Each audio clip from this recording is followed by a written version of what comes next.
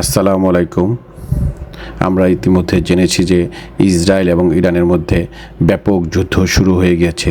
এই যুদ্ধ মূলত শুরু করেছে ইসরায়েল। তো ইসরায়েলের আঘাতের পরিপ্রেক্ষিতে ইরান তার ব্যালিস্টিক ক্ষেপণাস্ত্রগুলো ছুড়েছে। আমরা আসলে এতদিন জানতাম ইরান ব্যাপক ক্ষেপণাস্ত্র তৈরি করছে।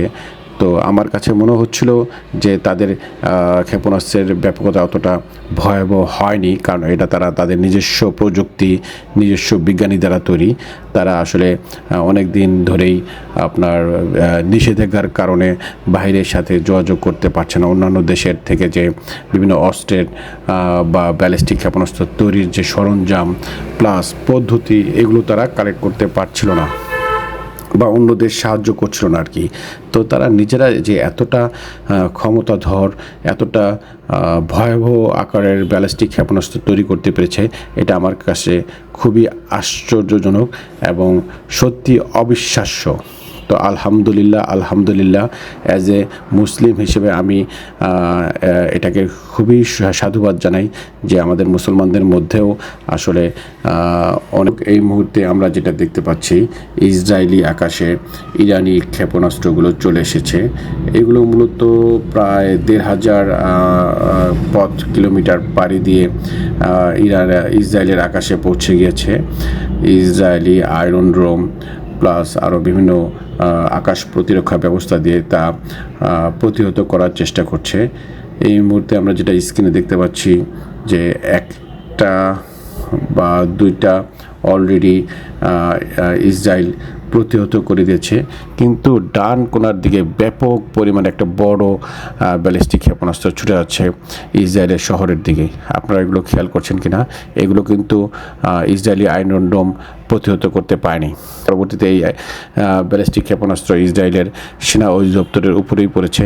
তো ব্যাপক ক্ষয়ক্ষতির কথা শোনা যাচ্ছে, কিন্তু ইসরায়েলি প্রধানমন্ত্রী অলরেডি এই আসল যে তথ্য তা প্রচার না করার জন্য সবাইকে জানিয়ে দিয়েছে, কোনোভাবেই যেন হতাহত বা নিহতের সংখ্যা বের না হয়, সেজন্য সকল প্রতিরক্ষা ব্যবস্থাকে বলে দিয়েছে। তো আসলে এই যে ক্ষেপণাস্ত্রের হামলা, এটা আসলে ব্যাপক ভয়াবহ ছিল। আর আমরা সবাই জানি তাহলে ইরানের হাতে আরও কত ক্ষেপণাস্ত্র আছে। ইরান মূলত অন্যান্য দিক থেকে অতটা শক্তিশালী না হলেও ক্ষেপণাস্ত্রের দিক থেকে, অর্থাৎ বর্তমানে সবচেয়ে অত্যাধুনিক প্রযুক্তির দিক থেকে তারা যে এতটা এগিয়েছে, এটা আসলে আমরা সবাই আমাদের কাছে এটা অবিশ্বাস্য। এটা সত্যি, এটা আমাদের সবাইকে মানতে হবে।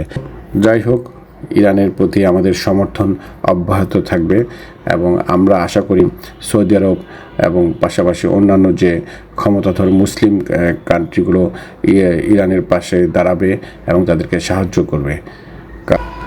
সবাই পরিশেষে ইরানের জন্য দোয়া করবেন যেন ইরান তাদের শক্তি সামর্থ্য সম্পূর্ণরূপে প্রকাশ করতে পারে এবং তাদের মানসিক ধৈর্য ধারণের ক্ষমতা যেন আল্লাহ বাড়িয়ে দেয় এবং তারা যেন এই যুদ্ধে সফল হয়।